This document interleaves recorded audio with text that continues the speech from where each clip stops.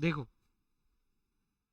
ये हमने पढ़ा था, इसी के नोट्स बनाए थे। इकोनॉमी मतलब system available to earn living.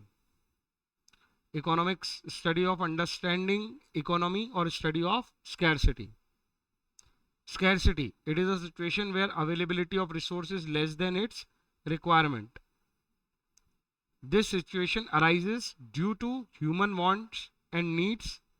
Because human wants are unlimited, and to satisfy such need and want, we need resource and resources are limited. तो स्कैरसिटी समझाने के लिए ये समझाना है कि एक सिचुएशन है जहाँ पे हमारी जो रिक्वायरमेंट है उतने रिसोर्स अवेलेबल नहीं है। फिर हमें ये समझाना है कि स्कैरसिटी एक यूनिवर्सल कंसेप्ट है, इंडिविजुअल लेवल पे भी स्कैरसिटी है और इकोनॉमिक या नेशनल लेवल पे भी स्कैरसिटी है।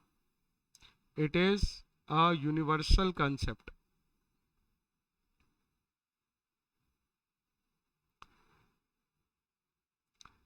वांट्स जो है वो अनलिमिटेड है और रिसोर्स जो है जो जिनसे वो वांट्स पूरी होंगी वो लिमिटेड है। इसलिए हमने सॉल्यूशन ढूंढा क्या, इकोनोमाइज कर देंगे। इकोनोमाइज करने का मतलब है ऑप्टिमम यूटिलाइजेशन करेंगे रिसोर्स का, इंडिविजुअल लेवल पे भी और एग्रीगेट लेवल पे भी। इंडिविजुअल लेवल पे जब हम ये स्टडी करते हैं तो वो माइक्रो इकोनॉमिक्स कहलाती है। ये हमारे इस साल का सिलेबस है कि हम सब इंडिविजुअल लेवल पे बातें करेंगे, और अगले साल हम एग्रीगेट लेवल पे बातें करेंगे, तो पूरा सिलेबस मैक्रो इकोनॉमिक्स का आएगा। अब वो जो एक और प्रॉब्लम थी कि यार एक स्कैरसिटी तो अपने आप में एक समस्या है ही, साथ में एक समस्या और है। वो क्या है कि जो स्कैरसिटी है वो रिसोर्सेस की है, और जो रिसोर्सेस अवेलेबल हैं नीड एंड वांट को पूरा करने के लिए वो ना सिर्फ लिमिटेड हैं बल्कि उनके यूजेस भी अल्टरनेटिव हैं। जैसे कि मैंने बार बार बोला, अगर कोई खेत है तो उसमें अगर गेहूं उगा रहे हो तो इसका मतलब है कि बाकी सब तुमने सेक्रीफाइस कर दिया। उसी खेत पे गेहूं उगेगा, उसी खेत पे राइस उगेगा। ऐसे पूरे इंडिया में लिमिटेड है लैंड, तो उस लैंड का जो यूज है, एक तो वो लैंड स्केयर्स है, ऊपर से उसके ऊपर एक चीज यूज करेंगे तो दूसरी नहीं होगी। अल्टरनेटिव यूज है। अल्टरनेटिव का मतलब है एक चीज इस्तेमाल करेंगे तो दूसरी नहीं होगी। ये मैंने तुम्हारे लेवल पे भी समझाया था कि अगर तुम्हारे पास लिमिटेड टाइम है 24 घंटे का, तो उसमें से 8 घंटे सोना है, 6 घंटे स्कूल जाना है, ऐसे करके क्लास कोचिंग आना है, आपके पास 3-4 घंटे बचते हैं। उसमें से अगर आप खेलोगे तो आप पढ़ नहीं सकते, पढ़ोगे तो आप खेल नहीं सकते। तो ये एक तरह से क्या हो गया, टाइम इज रिसोर्स। उससे आपकी नीड एंड वांट सेटिस्फाई होती है, लेकिन वो स्कैर्स है वो तो ठीक है, साथ में उसका यूज भी कैसा है, अल्टरनेटिव। एक काम करोगे तो दूसरा नहीं कर पाओगे। इससे एक प्रॉब्लम अराइज होती है, उसको हम बोलते हैं प्रॉब्लम ऑफ चॉइस। आपको चॉइस बनानी पड़ेगी, पढ़ना है कि खेलना है। लैंड के ऊपर चॉइस बनानी पड़ेगी, गेहूं उगाना है कि राइस उगाना है। इकोनॉमी को भी इस तरह से डिसाइड करना पड़ेगा, उसे गन्स बनानी है या बटर बनाना है। एक जगह अगर उसने अपने रिसोर्स, लैंड, लेबर, कैपिटल और इंटरप्रेनर, रिसोर्स का मतलब यही होता है, अगर उसने अपने लैंड, लेबर, कैपिटल या इंटरप्रेनर गन्स बनाने में लगा दिए तो वो बटर नहीं बना पाएगा, क्योंकि ये रिसोर्स लिमिटेड है, और दूसरा इनकी जो यूटिलाइजेशन है वो अल्टरनेटिव है। बात समझ में आई या नहीं आई? तो देखो, ये 3 प्रॉब्लम ऑफ इकोनॉमिक प्रॉब्लम की तरह दी हुई है। जरा हेडिंग पढ़ो, क्या लिखा है अगला, economic problem.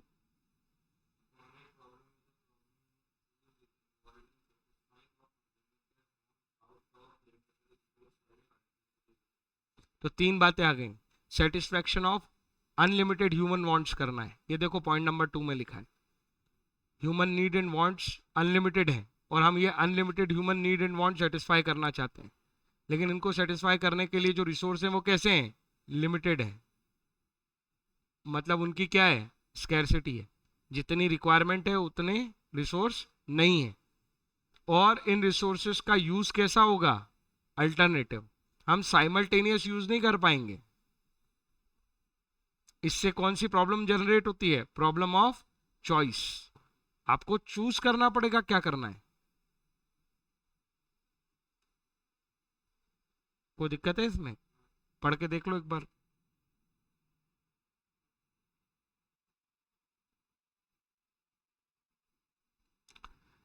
Positive economic study मतलब न्यूट्रलिटी मेंटेन करना।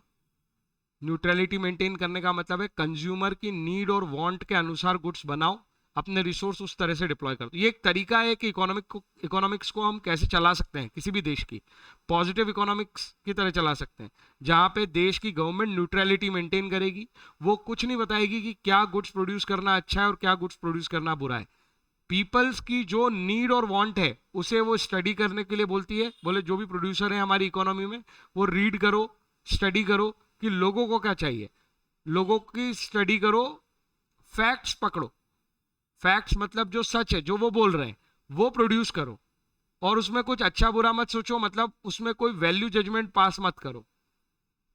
लेकिन अगर गवर्नमेंट जो है वो दखल दे, गवर्नमेंट बायस मेंटेन करे, न्यूट्रलिटी नहीं, वो ये बताए कि हमें ये करना है और ये नहीं करना है, वो ये बताए कि क्या अच्छा है और क्या बुरा है, और वो ये बताए कि हमें क्या प्रोड्यूस करना चाहिए, लोगों की नीड पे ना हो, फैक्ट्स पे बेस ना हो, वैल्यू जजमेंट हो, अच्छाई बुराई पे डिसाइड होगा कि हम क्या प्रोड्यूस करेंगे, तो वो इकोनॉमी जो है वो नॉर्मेटिव इकोनॉमिक स्टडी के हिसाब से अपनी इकोनॉमी को चला रही है। चाइना जैसा देश ऐसा ही करता है, वो ये डिसाइड कर देता है कि ये प्रोड्यूस होगा, ये प्रोड्यूस नहीं होगा, ये अच्छा है और ये बुरा है, ऐसा गवर्नमेंट खुद डिसाइड कर देती है। तो वो लोग वैल्यू जजमेंट पास करते हैं, वो लोग न्यूट्रल बिटवीन एंड्स नहीं है। अमेरिका न्यूट्रलिटी मेंटेन करता है, वो बोलता है हमारे देश के लोगों को ड्रग्स और गन्स चाहिए तो हम वही बना देंगे, जो फैक्ट्स हैं उनको देखो और उस हिसाब से प्रोडक्शन करो, और कोई वैल्यू जजमेंट पास मत करो, किसी चीज को अच्छा और बुरा मत बोलो। इसको बोलते हैं पॉजिटिव इकोनॉमिक स्टडी। एक बार इसको पढ़ के देखो और मुझे बताओ समझ में आ रहा है कि नहीं। सबसे पहले डिफरेंस पढ़ो इसका।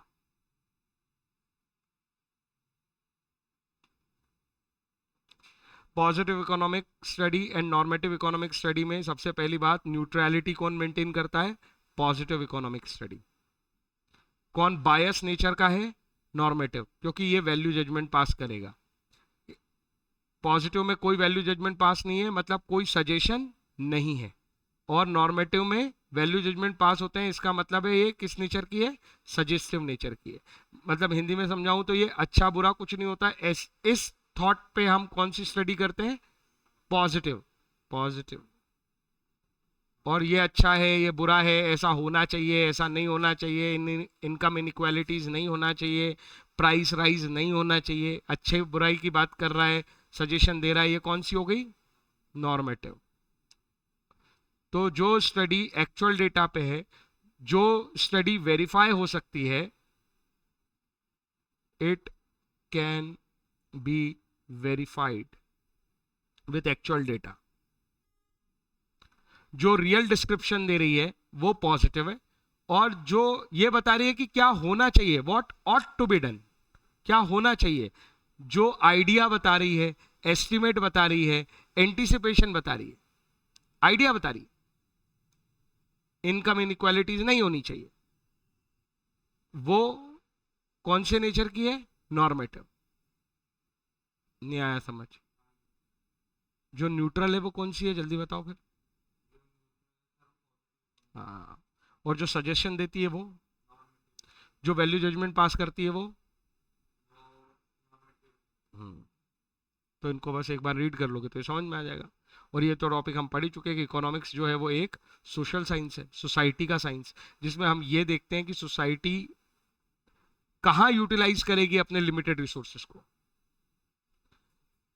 क्योंकि कहाँ का मतलब इसलिए है क्योंकि वो सारी ह्यूमन वांट सेटिस्फाई नहीं कर सकती, वो तो अनलिमिटेड है। तो किस जगह पे आप अपनी रिसोर्सेस को यूटिलाइज करोगे? बात समझ में आ रही है? Need and want, goods and service से सेटिस्फाई होते हैं, और गुड्स एंड सर्विस बनाने के लिए लैंड, लेबर, कैपिटल और एंटरप्रेन्योर चाहिए। बेसिकली यही 4 फैक्टर्स ऑफ प्रोडक्शन है, इन्हीं से प्रोडक्शन होता है गुड्स एंड सर्विस का। इसीलिए मैं कह रहा हूं कि यही क्या है? रिसोर्सेस हैं। तो ये लिमिटेड है, तो इनसे ही गुड्स बनेगा, कौन सा बनाओगे? इसी बात की स्टडी करती है कौन? इकोनॉमिक्स। अभी भी ये समझ आया कि नहीं आया? लैंड, लेबर, कैपिटल लिमिटेड है, इनसे गन भी बनेगी, इनसे बटर भी बनेगा। तुम गन बना के गन वाली वांट्स को सेटिस्फाई करना चाहते हो या बटर वाली? वो गुड्स एंड सर्विस बना लो इनसे, यही प्रॉब्लम को सॉल्व करती है, इसी स्कैरसिटी की स्टडी करती है कौन? Economics. So economics is which type of science? Social science. किसी भी चीज को सोशल साइंस बोलने के लिए क्या पता है उसमें क्या कैरेक्टर होना चाहिए उस सब्जेक्ट में? It is based on human behaviour. तो वो सब्जेक्ट जो ह्यूमन बिहेवियर पे बेस्ड होते हैं वो ही कौन से साइंस कहलाते हैं? जो ह्यूमन बिहेवियर पे बेस्ड होते हैं वही कौन से साइंस कहलाते हैं? Social science. समझ में आई बात? और जो लॉजिक पे बेस्ड होते हैं, कॉज एंड इफेक्ट रिलेशनशिप पे बेस्ड होते हैं, सिस्टमेटिक बॉडी ऑफ नॉलेज पे बेस्ड होते हैं, वो कहलाते हैं साइंस. वो यूनिवर्सल होते हैं, वो ह्यूमन नेचर पे बेस्ड नहीं होते. यही अंतर है. जो तुमने सोशल साइंस पढ़ा है वो ह्यूमन बेस्ड है, और इकोनॉमिक्स भी एक सोशल साइंस है, ह्यूमन बिहेवियर पे बेस्ड है. क्योंकि अलग अलग लोग अलग अलग तरीके से बिहेव करेंगे. कोई लोग बोलेंगे गन बना दो, कोई बोलेगा बटर बना दो. Economics is all about making choice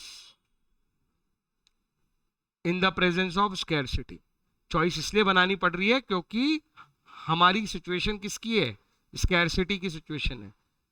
हमारे पास उतने रिसोर्स नहीं है कि हम सारी वांट्स को सेटिस्फाई कर लेंगे. वांट्स तो अनलिमिटेड है, रिसोर्स लिमिटेड है. इसलिए ऐसी स्कैरसिटी की सिचुएशन में हम चॉइस मेकिंग करते हैं कि हम कौन से गुड्स एंड सर्विस बनाएंगे और कौन से वाले सेक्रीफाइस कर देंगे. तो हम रिसोर्स को मीन्स की तरह यूज करते हैं. मीन्स मतलब जिनसे गोल अचीव होता है, और नीड एंड वांट को गोल्स बना लेते हैं. तो नीड एंड वांट्स को अचीव करने के लिए हम रिसोर्स का इस्तेमाल करते हैं, इसीलिए रिसोर्स मीन्स कहलाते हैं. Means to achieve ends. Resource are required to satisfy need and want. समझ में आया या नहीं आया?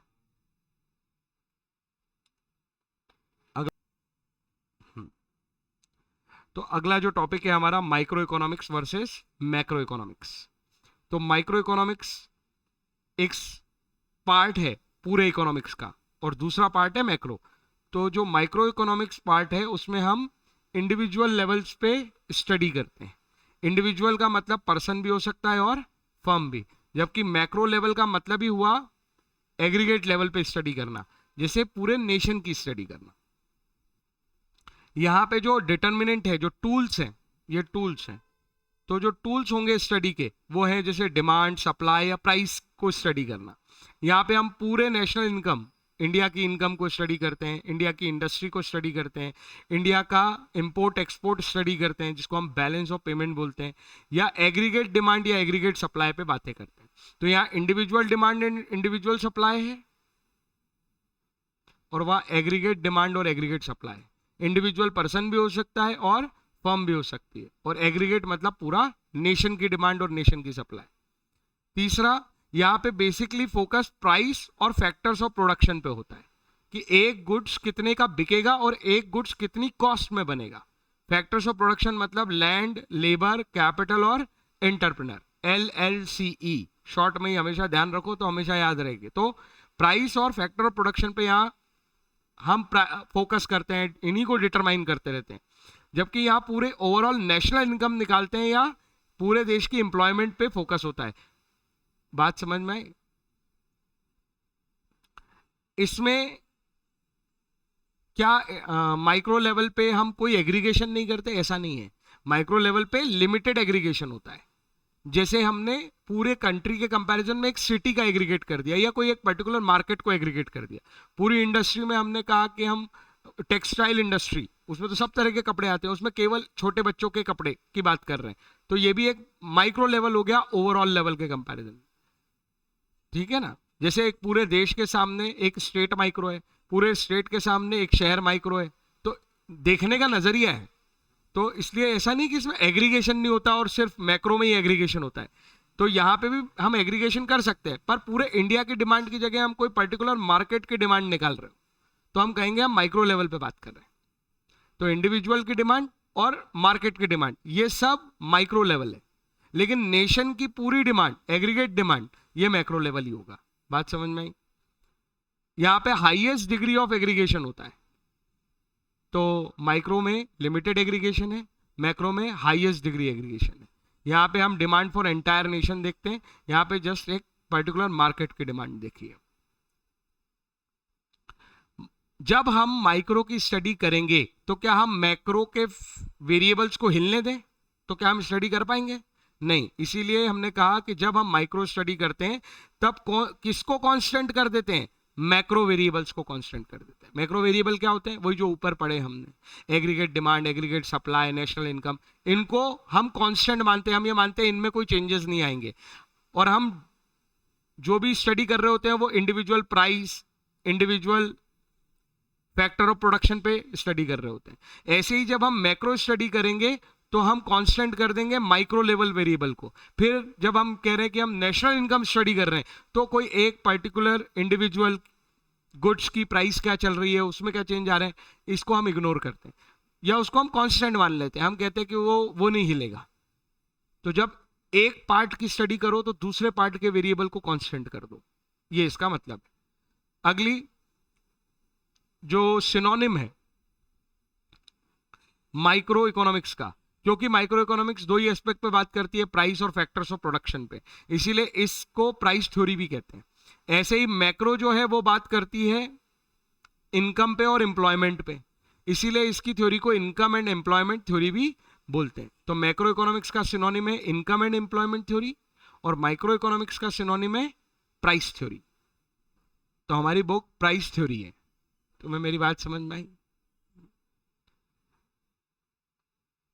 फाइनली एग्जाम्पल, अगर हम इंडिविजुअल इनकम की बात कर रहे हैं, चाहे वो एक फर्म हो या एक पर्सन, इंडिविजुअल का मतलब पूरी बिजनेस भी हो सकती है, तो इंडिविजुअल बिजनेस या इंडिविजुअल पर्सन की बात, इनकम की बात कर रहे हो तो आप माइक्रो लेवल पे बात कर रहे हो, आप नेशनल इनकम की बात कर रहे हो तो आप मैक्रो लेवल पे बात कर रहे हो। इसमें कोई डाउट है क्या? तो इंडिविजुअल आउटपुट और नेशनल आउटपुट भी इसी तरीके से बने हैं। एग्जाम्पल में एक फर्म ने कितना प्रोडक्शन किया और पूरे देश ने कितना प्रोडक्शन किया।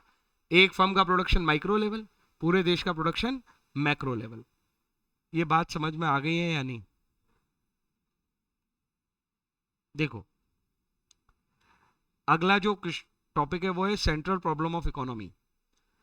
पहली बात तो ये इकोनॉमी की प्रॉब्लम है, और हमने पीछे जो प्रॉब्लम पढ़ी थी, लिमिटेड रिसोर्स होना, अनलिमिटेड वांट्स होना और रिसोर्स का अल्टरनेटिव यूज होना, वो इकोनॉमिक्स की प्रॉब्लम है, वो सब्जेक्ट की प्रॉब्लम है, स्कैरसिटी वाली बात। ये इकोनॉमी की प्रॉब्लम है। इकोनॉमी मतलब जैसे कोई कंट्री है इंडिया, उसके सामने ये समस्या है, ये इकोनॉमिक सिस्टम की बात है कि देश के सामने जो समस्या आएगी वो ये है। वो तो सब्जेक्ट की समस्या है, वो तो हर इंडिविजुअल, हर देश की समस्या है।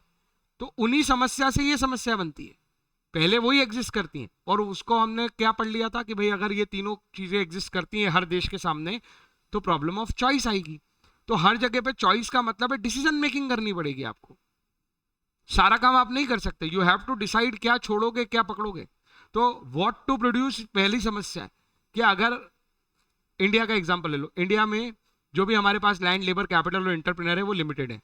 तो India in factors of production का इस्तेमाल करके कौन से गुड्स एंड सर्विस बनाएगा? गन बनाएगा, बटर बनाएगा, या ऐसे सोचो कैपिटल गुड्स बनाएगा या कंज्यूमर गुड्स बनाएगा? कैपिटल गुड्स वो होते हैं जो फर्दर प्रोडक्शन में काम आते हैं। जैसे आपने ट्रक बनाया तो ट्रक से ट्रांसपोर्ट ही होगा, वो कंज्यूमर गुड्स नहीं है। मेरी बात समझ में आ रही है? लेकिन आपने वीट उगाया, राइस उगाया, ये कंज्यूमर गुड्स हो गया। आपने कपड़े बनाए, ये कंज्यूमर गुड्स है। ठीक है, तो कैपिटल गुड्स है या कंज्यूमर गुड्स बनाओगे? गन बनाओगे, बटर बनाओगे, तो पहले तो कौन सा गुड्स बनाओगे, कौन से टाइप का गुड्स बनाओगे, ये प्रॉब्लम ऑफ चॉइस है, सारा नहीं बना पाओगे। चलो अगर आप ये डिसाइड कर भी लेते हो कि हम कौन सी कैटेगरी का गुड्स बनाएंगे, तो दूसरी समस्या खड़ी हो जाएगी कि कितना बनाओगे। सब आपने कहा हम थोड़ी गन बनाएंगे, थोड़ी बटर, तो बताओ कितनी क्वांटिटी गन, कितनी क्वांटिटी बटर, कितनी quantity capital goods, plant, machinery, roads, land, building, ये कितना? और ये जो सीधे लोगों को सेटिस्फाई करने के लिए कपड़े बना रहे हो, है ना, वो यूज कर रहे, एंटरटेनमेंट के लिए यूज कर रहे हो, कुछ land, labour, capital, entrepreneur, movies बना रहे हो, वो कितना? तो you have to make choices, कौन से गुड्स सर्विस, और फिर जो गुड्स एंड सर्विस डिसाइड कर लिए तो कितनी क्वांटिटी में बनाओगे। दूसरी बात, चलो अगर ये प्रॉब्लम हल भी कर लेते हो तो एक और बड़ी समस्या है, हाउ टू प्रोड्यूस, कैसे बनाओगे, क्या इनपुट रखोगे, दो जनरल मेथड्स होती हैं प्रोडक्शन करने की, एक लेबर इंटेंसिव और एक कैपिटल इंटेंसिव। और कुछ भी चूज कर लो तुम्हें ऐसा लगेगा कि यार दूसरी भी अच्छी है, कोई बुरी नहीं है। जैसे लेबर इंटेंसिव मेथड का फायदा ये है कि इंप्लॉयमेंट जनरेट होती है, और कैपिटल इंटेंसिव मेथड का फायदा ये है कि कॉस्ट ऑफ प्रोडक्शन कम रहती है। तो अगर तुमने ये तय कर लिया है कि हम गन बनाएंगे, तो भैया गन कौन सी मेथड से बनाओगे, ये भी प्रॉब्लम ऑफ चॉइस है। सारी मेथड एक साथ अप्लाई नहीं होंगी। तुम सोचो कि कैपिटल भी ले आओ, मशीन भी खरीद लो और लोगों को एम्प्लॉयमेंट भी मिल जाए, ऐसा नहीं होगा। फिर चलो तुमने हाउ टू प्रोड्यूस भी कुछ डिसीजन ले लिया, गुड्स कौन से बनाओगे डिसाइड कर लिया, क्वांटिटी कितनी बनाओगे डिसाइड कर लिया। तो हर जगह ये प्रॉब्लम ऑफ चॉइस ही है। लेकिन ये इकोनॉमी की प्रॉब्लम है, इकोनॉमिक्स की प्रॉब्लम बोले तो वो लिखना है, इकोनॉमी की प्रॉब्लम बोले तो ये लिखना है। अब इंडिया अगला जो डिसीजन लेता है या प्रॉब्लम ऑफ चॉइस में फंसता है, वो फंसता है किसके लिए बनाए। इंडिया जैसा देश ज्यादातर मिडिल क्लास के लिए बनाता है, ये कैटेगरी है। कोई देश जो ज्यादा डेवलप्ड है वो अमीरों के लिए ज्यादा बनाता है। तो जो कोई सोसाइटी होती है किसी भी देश की, वो अलग अलग सेगमेंट्स में बटी है। जैसे जेंडर के बेसिस पे मेल फीमेल, एज के बेसिस पे चिल्ड्रन, एडल्ट, सीनियर सिटीजन, और फाइनेंस के बेसिस पे rich class, poor class, middle class, upper middle class, lower middle class, बहुत कैटेगरी है। तो इंडिया को यह तय करना पड़ेगा कि वो ज्यादा किसके लिए बनाएगा। बांटना तो सब में है, तो किसके लिए ज्यादा प्रोडक्शन करेगा। तो इस तरह की प्रॉब्लम्स को हम सेंट्रल प्रॉब्लम ऑफ इकोनॉमी बोलते हैं, इकोनॉमिक्स नहीं, प्रॉब्लम ऑफ इकोनॉमी, मतलब किसी नेशन की प्रॉब्लम है ये। इंडिया इज एन इकोनॉमी, एक सिस्टम है लिविंग अर्न करने का इंडिया में, उसकी प्रॉब्लम्स है what to produce, how to produce, for whom to produce. कोई समस्या है तो बताओ।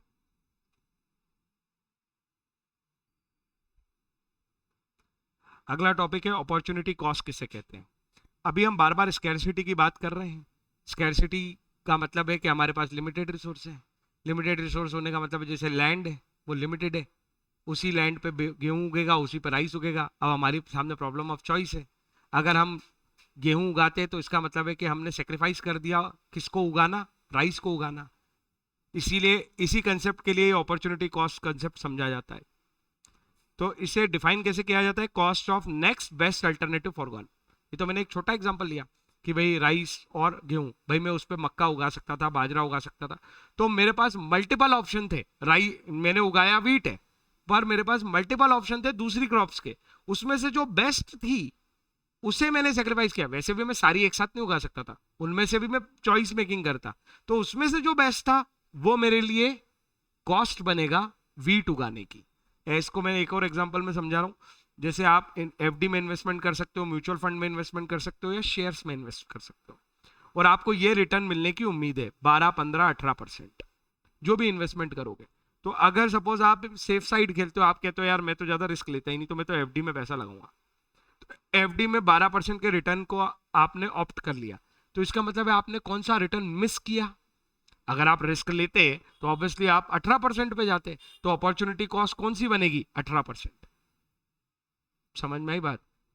कॉस्ट ऑफ नेक्स्ट मतलब इन एमएफ, म्यूचुअल फंड और शेयर्स में से नेक्स्ट बेस्ट कौन सा था मेरे लिए, नेक्स्ट बेस्ट था शेयर। तो नेक्स्ट बेस्ट मैंने सेक्रीफाइस किया एफडी में इन्वेस्ट करने के लिए, क्योंकि मेरे पास पैसे तो उतने ही है ना, इसलिए एफडी में इन्वेस्ट करने की कॉस्ट है 18%। Are you getting my point. Next best alternative for one में मैंने 12% कमाने के लिए 18% सेक्रीफाइस कर दिए। वो अपनी अपनी चॉइस होती है। कोई और व्यक्ति होता है वो बोलता मैं रिस्क लेता हूं, तो वो शेयर में इन्वेस्ट करता, तो फिर वो next best alternative mutual fund को बोल देता। ठीक है।